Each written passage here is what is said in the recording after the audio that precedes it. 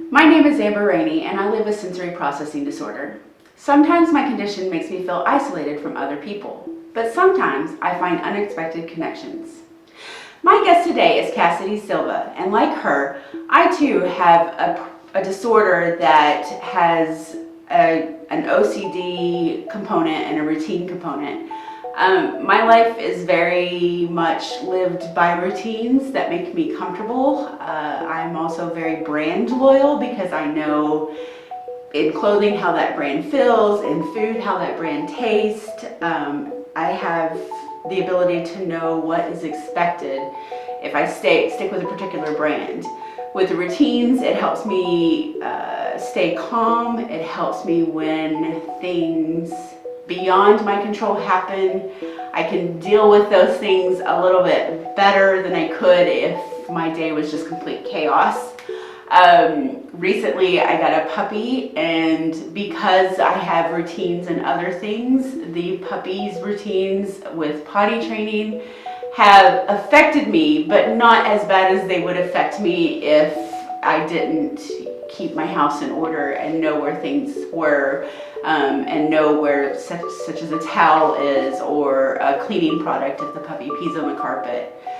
But Cassidy does not live with sensory processing disorder. She lives with bipolar disorder.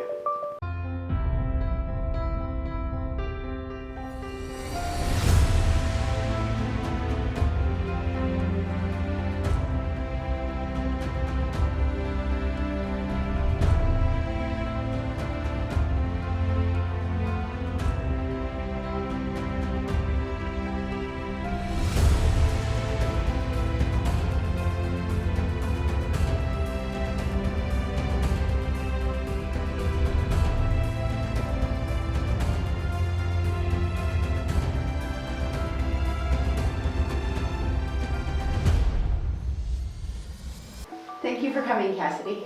Thank you for having me. So, can you describe bipolar disorder in your own words? Okay, so I would say bipolar disorder is something you're born with.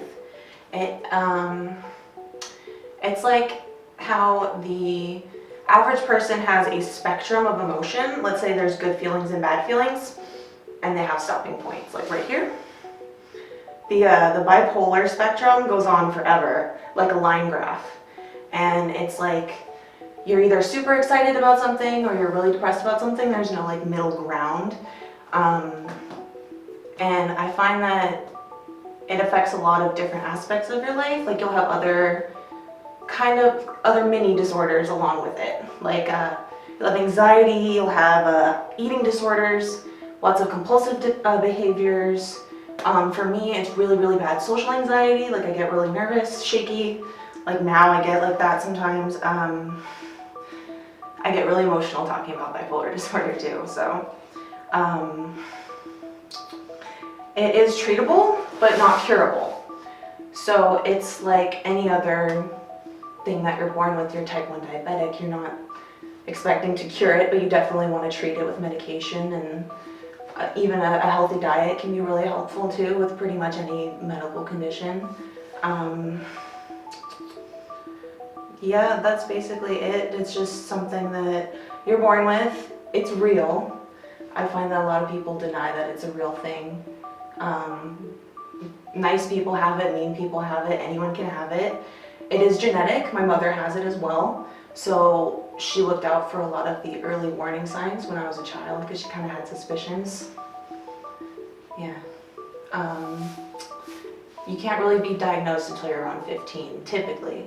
If it's like a really severe case, sometimes you can be, but bipolar disorder is often misdiagnosed a lot. You'll either be diagnosed with it or diagnosed with something similar to it, but not quite it, like maybe a personality disorder of some kind, or a lot of people think we have multiple personalities because we do switch back and forth, the whole no middle ground thing. Yeah. How do you feel bipolar disorder affects you in society? I feel like I can't fully express myself because I feel like I get far more animated than most people. I get really passionate when I tell my stories, which I side note, I think is great for acting because I do get really into my characters, which is great. But if I have a bad day and I have to call in sick for work, I have to fake like I have a cold. I can't be like, oh, I'm having a really bad anxiety day and I can't breathe and I'm just stuck in bed, or like I don't feel like I have the energy to move or talk to people, or I can't stop crying today, or just anything like that. That's not a valid excuse. I could lose my job over that. So I feel like physical illnesses are way more acceptable than a mental thing. I'm sure lots of other people can agree with me. My best friend is autistic. She has a lot of panic disorders and she has horrible anxiety, and just making eye contact is difficult for her, and people expect her to perform and she can't in certain situations, and I feel the same way a lot of the time. I feel shunned for it sometimes, or I feel like if I do open up to you, or anyone really, then I feel like they look at me differently, they approach me differently. There's a lot of caution. They always like keep space because they're worried I'm gonna like freak out or something, which has never happened. I've never had confrontations. I've never been in a fight. I do get emotional, but I'm one of the people that hides it a little more. Like if I get emotional, I may look upset, but inside I'm like in flames. Like I don't hide it as well as I can look happy. I do look upset, but you don't realize how upset I am. Like borderline suicidal over things sometimes, which is really dangerous if you're not under treatment. Do you beat yourself up if you can't keep your emotions in check and control yourself? All the time, yeah. I think anyone with like anxiety or depression could agree with me on that one, where you don't even want to see people, you don't want to talk about it, you don't want people to know. But I think that stigma needs to be just erased. It needs to go. Have you found when you have gone into your job when you felt like you probably shouldn't have you found that it has affected your performance and your coworkers? Not when I was younger, but I feel like I'm 25 now. I was diagnosed when I was 15. I got my first job at 17. I had a bit of a manic phase. So you go through a manic phase and a depressed phase. There's actually two types of bipolar disorder. One is where your cycles are very short and you go happy, sad throughout the day. There's other ones where you go through long periods where you'll be happy for days and then you'll be sad for days. Mine is kind of like that one. I forget which one is which, but mine is the one where I'll be manic for very long periods of time. So when I was a teenager, I moved out real young, I got a job, I was really happy about life, so I worked all the time. I got overtime every single week. I was early, I'd pick up shifts, I was a great employee, and then, but if something upset me, like say my first job, I broke up with my boyfriend, I quit my work that day. I was working there for a year, just quit my job because I couldn't handle the emotion. So it's things like that. I'm so dedicated and so into things, and then bam, I quit, I'm done. And it took me a long time to get a job again because I had to move and all kinds of stuff because I was living with him at the time, and it makes you make really rash decisions when you think you wouldn't, because you have these steady periods, like it can be years even, where you're like, I'm doing so good, I got a steady job, and then one little emotional thing will happen and you're like, I bought a plane ticket, I'm throwing my life away. And I don't regret it, I'm glad I did it every time, but I don't want to go through it again. I don't want it to keep happening. And I just feel for people. I see it happen with people too. Like when you have an illness, you'll see it in other people a lot. And I just want people to know that you can treat it, and it's hard, but it does get better. What would you like people to know about people who have bipolar disorder? That we're not crazy, we're just very emotional. Sometimes we can control it, sometimes we can't. If I mentioned this earlier, if we do open up to you, we're being very vulnerable, so just try to be compassionate, because we don't do that with everybody. That takes a lot of trust. It's like talking about an illness that you don't want to talk about. Another one is we can function like normal people. Sometimes we need a little time. I want to emphasize on finding medical treatment because it is a medical condition. And I like to compare it to diabetics for some reason. It's like you can't tell a diabetic to will their illness away. They have to take their insulin every day. You know, they can have a better diet, they can watch it, but when it comes down to it, the better option is to just work with your doctor, find treatment for it. Our brains are not the same as neurotypicals, is what I've heard, the blessed people that don't suffer from anything. Our brains are different. They're chemically different, and we don't make certain chemicals, or we make too much of certain chemicals, or it's just so weird.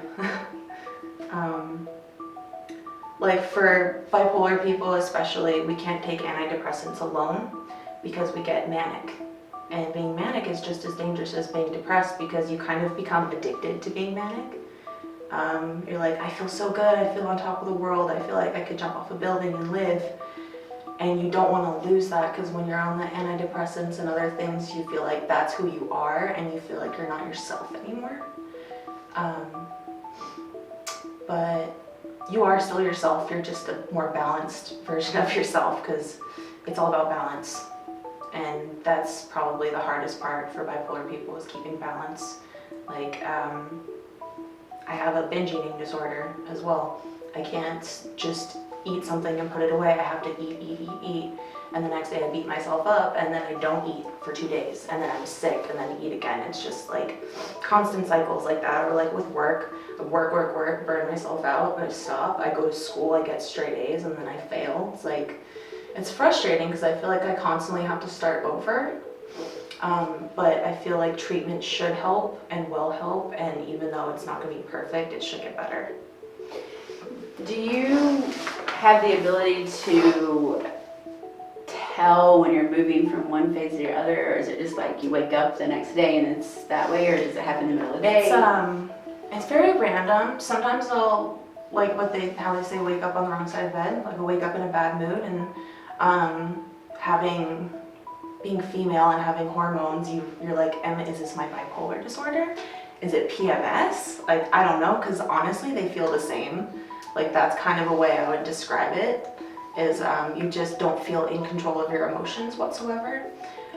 For me, it feels like a physical wave. Like, it feels like a weight just pressing down on my body. I feel it in my stomach, I feel it in my shoulders, I hold a lot of tension there. My posture changes. Because when I'm in a good mood, I'm up and I'm bright and I'm happy, and when I'm in a bad mood, I just slouch a lot and I look down. And I think that's why we get mistaken for having multiple personalities, because your body language tells so much and you feel like a different person, really. But it'll be, it's really random. Like I'll be sitting in my car driving, listening to a song I like, and then next thing I know, the wave hits me and I just feel like I've lost all hope. But I don't know why, and there's never even really a reason for it, which is so frightening. And then going the other way, do you just feel like? When you're manic, it feels like you just did like a quadruple espresso through an IV. You're like you get jittery and you can't sit still and you're constantly talking and moving, and it's a lot of ADHD symptoms too. I also have that. That's another beautiful bonus of having bipolar disorder. ADHD, a lot of compulsive behaviors. I keep a really messy house, but there's some aspects that have to be absolutely perfect. Like certain things have to be alphabetized, yet my dishes are filthy. And that drives me crazy as well. It's things that I beat myself up over. I think a lot of people do. How do you feel it has affected your ability to have relationships, like finding the person that can support you and be there for you through both changes? Well, luckily the person I'm with now is really amazing and supportive and very understanding. I've in the past had incidences where I feel it's the typical empath with a narcissist situation where they're constantly making me fight for their affection. which is really unstable and unhealthy for anybody, especially someone who has a mood disorder. So that was very difficult. There were times where I would constantly like break up with boyfriends and get back together with them, and you know, I'd be like, oh, sorry, I was just not having a good day, sorry, I'm sick. And it would always be my fault, because I would always think it was my fault, but turns out yes, I was sick, but they were not good guys either. I realized that a good person would support you, and you can't take advantage of that.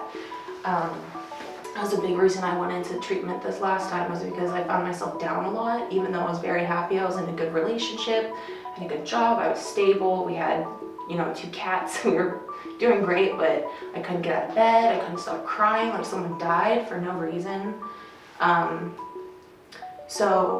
And you don't want to do that to somebody that you care about. You don't want them to sit there and watch you do that. And you don't even have a reason to give them what you're giving that. So that was a big reason I went into treatment this last time. And like I said before, it is hard. I don't care for the medications I'm on right now. They've made me gain weight, they've made me tired, stuff like that. But I'm not suicidal, I'm not crying every day. I do cry when I have to cry. It's really important that you don't like take crazy high amounts of antidepressants and expect that to be a magic, you know, wonder pill. I work with my doctor, I work with a dietitian, I try to exercise. I do plan to change my my medications eventually, just because of the weight gain. That's really the only issue I've had. But other than that, it's just another one of those things you have to constantly maintain, and your body's gonna change, your medication's gonna change, and you're gonna get frustrated with it, but you have to keep going. Do you work with a therapist? Do you feel like talking to somebody that's neutral, third party helps? Absolutely, I think everyone should. And I know it's hard to find a therapist. Right now I've changed jobs a few months back, and I changed insurance. I have much better health insurance now. However, it's hard to find anyone that will take new patients. And I still have my medication, but for how long? And that's another thing that is pretty frightening. And then it's, if I want to change, you know, how will I feel with that? Do I have to go off of them and then straight onto another one? Am I going to have a roller coaster emotion? Like, am I going to gain weight? Am I going to lose weight? I don't really know. The mystery is really frightening. But the reality that I know if I go off the medications, I know I'm going to go in a downward spiral. There's no denying that. I'll go through the trial and error, unfortunately. I don't want to, but I will, in order to find some kind of way to manage this better. Do you feel like the medications will work and then they'll stop working, like your body builds up a tolerance to them, or? Sometimes, depending on the medication, I feel like I'm really sensitive to a lot of things. So I get all of the side effects. And that's something I don't want. And I try to live a really natural lifestyle as much as possible. I understand you don't want to take medications. I have to take one day and night. I don't like that. I don't want to give money to pharmaceutical companies, all of that stuff. Totally for that, but at the same time, there's pros and cons to both sides. If you go unmedicated, you'll feel good sometimes, but then there's times where you just can't even function. And when you're medicated, you're more stable. You're not necessarily 100%, but you can work on it and try to be, you know, maybe 95%. I'm pretty happy with that, because when you're running around with nothing, it's like you're at like 0%, sometimes less. You feel like a negative person, like you don't even exist. You're just in a walking shell, basically. And I don't like that. If you could change one thing in the medical community or in like society or your daily life, what would you change? Take people seriously. If someone says they're suicidal or they're sad, or even if something's small, even if they don't say it, even if they're just showing it, be concerned, reach out to them, because they're not going to reach out. People always say, if you're feeling suicidal, reach out. We're scared because a lot of the times we're guilted for it. Or if you go to a doctor and say you're suicidal, sometimes they'll give you antidepressants for a week and tell you to find a doctor on your own, and can't find a doctor, and people kill themselves over it. It happens. I wish that medical insurance covered it more, because I have really good medical insurance. I'm still struggling to find anyone that'll cover even 50% of it. I know people can't afford it, and that alone is stressful. Like, I want to see a psychologist to talk to them about my finances, but they are the reason my finances are on the toilet. Like, that makes no sense to me. I know I'm not alone. So just take mental health more seriously. Yeah. Yeah. So to end on a positive note. Yeah. Do you have any like advice for someone that might be struggling with either their meds or their diet or? I would say that you should definitely talk to other people about it. Don't do it alone. If you want to do your own research with books or the internet, that's fine, but always consult your physician. Find a doctor you trust. Find someone that can run tests on you and see if maybe there's another problem you weren't even aware of. I know for some people that sounds impossible because they don't have medical insurance or money for that, but there's a way. You've got to find a way, and you got to just keep trying. There's going to be times where you're on the phone all day and all that kind of stuff, but you're going to be okay. You're going to be okay. It's hard, but it's going to be okay. Yeah. Thank you so much for coming, Cassie. Yeah, thank you. Thank you so much. Thank you for watching Connection. I hope that these conversations show everyone that no matter what we face, no matter what differences we have, we can find common ground. Ultimately, we're all connected.